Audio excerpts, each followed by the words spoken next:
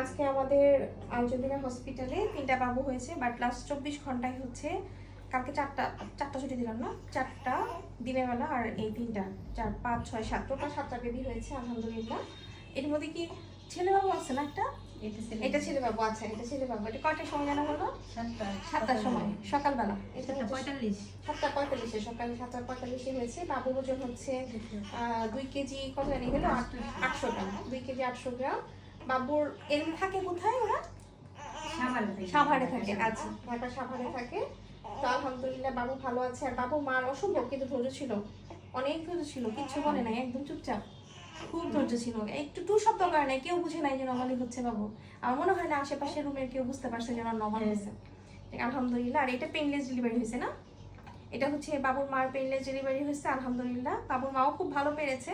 ব্যথা আসলে সবাই সহ্য করে, পেইনলেসেও ব্যথা সহ্য করতে হয়, এমন না যে একদম ব্যথা মুক্ত হয়। হ্যাঁ, কিন্তু লাস্টের দিকে যখন 3 ফিঙ্গার হয়ে যায় তখন যদি পেইনলেসে যাওয়া হয়, ওই যে লাস্টের যে ব্যথাটা, তীব্র ব্যথা, ওইটা আসলে সহ্য করতে হয় না, শুধু চাপ ফিল করে, ওই ব্যথাটা হয় না। এই হচ্ছে ঘটনা। তবে পেইনলেস ডেলিভারি যারা ব্যথা সহ্য করতে না পারে তাদের জন্য খুবই ভালো। পেইনলেসের সাথে কিন্তু বুঝলেন তো নর্মাল ডেলিভারি কোনো সম্পর্ক নাই, শুধু ব্যথাটা ফিল করবে না, এটাই, ব্যথাটা বুঝবে না, চাপটা বুঝবে, ব্যথা বুঝবে না। যেসব মা আপনি ওই ব্যথাটা নিতে পারে না তাদের জন্য সিজার না করে তো এটা করলে কোনো সমস্যা নাই, এটার কোনো সাইড ইফেক্ট নেই ওরকম, ঠিক আছে? কাজে পেইনলেস ডেলিভারি কিন্তু সেফ, বুঝতে পারছেন, নিরাপদ। আর এই বাবুর বাড়িও গাজীপুর। আলহামদুলিল্লাহ বাবু ভালো আছে, সব বাবুর জন্য দোয়া করবেন। প্রত্যেকটা বাবুর মা অনেক কষ্ট করেছে আসলে, অনেক কষ্ট না করলে কখনোই নর্মাল ডেলিভারি হয় না, ধৈর্য তো থাকতেই হয়। বাড়ির লোকজনও অনেক ধৈর্যশীল। শুধু আমার মানে পেশেন্টের হাজব্যান্ডের সাথে বাবু হওয়ার আগ পর্যন্ত খুব ভালো সম্পর্ক থাকে, আর বাবু হওয়ার পরে কিন্তু বাড়ির লোকের সাথে সম্পর্ক ভালো হয়। হ্যাঁ, আর বাবু হওয়ার আগ পর্যন্ত বাড়ির লোকের সাথে আমার সম্পর্ক খুব খারাপ থাকে, কারণ হচ্ছে ওই যে মা আগে কষ্ট সহ্য করতে পারে না, এই জন্য হচ্ছে সমস্যা, তখন তার সাথে আমার মেজাজ খারাপ।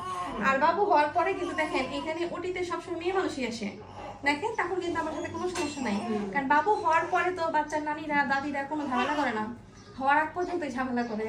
এই কারণেই বলি যে ওই যে আপনি হচ্ছে নানি দাদি না আসতে, অন্য কোনো কারণই নেই, ঠিক আছে? আমার কি কারোর সাথে শত্রুতা আছে বলে? কারোর শত্রুতা নেই। আমি চাই যে সবারই নর্মাল হোক, ভালো মতো হোক, আল্লাহর রহমতে। আর নর্মাল হলে বাচ্চা কত সুস্থ হয় যে এখন ছেড়ে দিব, চলে যেতে পারবে। আর বাচ্চাকে খাওয়ানোর পর এভাবে কাঁধে নিয়ে ঢেকুর দেওয়াতে হবে, ঠিক আছে? এভাবে ঢেকুর দেওয়াতে হবে কিন্তু, ঠিক আছে? তাহলে প্রত্যেকবার খাওয়ানোর পর ঢেকুর দেওয়াতে হবে, তাহলে দেখবেন যে বাচ্চা পেটে গ্যাস জমবে না। ওকে, ঠিক আছে, ভালো থাকবেন, সুস্থ থাকবেন, আল্লাহ হাফেজ, আসসালামু আলাইকুম।